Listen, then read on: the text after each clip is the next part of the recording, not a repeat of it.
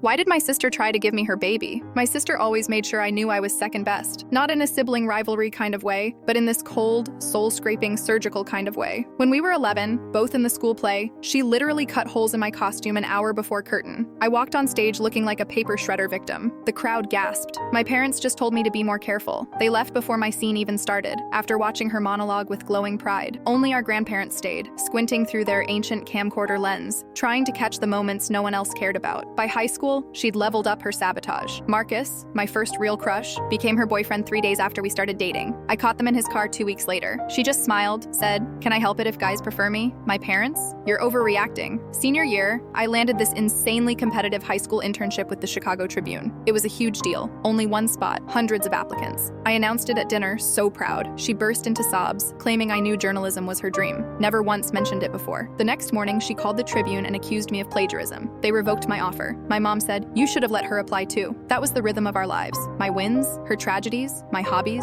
her obsessions, my friends, her new BFFs. She was charming, beautiful, manipulative. My parents worshipped her and treated me like the backup. 5 months ago, I got engaged to David. After years of going low contact with her, I figured maybe time had mellowed her out. At the announcement dinner, she hugged me, told David he was lucky to have me. I should have known. 8 weeks later, she was engaged to a guy she'd known 3 months. At our cousin's baby shower, she pulled me aside and said she'd booked the Whitmore estate for her wedding. The same Whitmore estate I'd told her I was booking. The one our grandparents were married at. The one my grandma promised to dance with me at. She tilted her head and said, "You hadn't booked it yet. First come, first served. Besides, grandma's dead now. She won't know." I didn't scream. I didn't cry. I went home and spent 3 straight days refreshing the Whitmore's online booking system. They were booked for the next 18 months, except one Saturday, 4 weeks before her wedding. I booked it. Fallout? Absolutely nuclear. Screaming voicemails. Texts. My parents drove in, offered me $30K to give it up. They'd never paid a dime toward my wedding. I told them if they couldn't support me, they weren't invited. I blocked them. My grandfather walked me down the aisle. I wore my grandma's pearls. It was a perfect day. My sister changed venues, some bland country club. 2 weeks later, I was deep in honeymoon bliss when she called, crying. But not her usual fake tears. Real, shaking sobs. Her fiancé had left. She was pregnant, alone, and I was the only family she had left. I should have hung up, but I agreed to meet. She was already at the cafe, hunched over legal paperwork, custody and guardianship forms, with my name filled in. She wanted me to raise the baby. I asked why she thought I'd do that after everything. She looked me dead in the eye and said, "Because it's David's." The air left the room. She said it happened while I was in Denver for work. She told him I was cheating and he needed comfort. She added, "I've always been better at that than you." I told her to leave. She grabbed my wrist, bruises on hers I hadn't noticed before. I yanked away. Coffee spilled all over the papers. She texted someone quickly and tilted her phone away. I saw the top of the screen. She knows. The cafe owner, Mrs. Chen, came over with towels, whispered to me, "David was here yesterday, crying." My sister glared. I had a choice.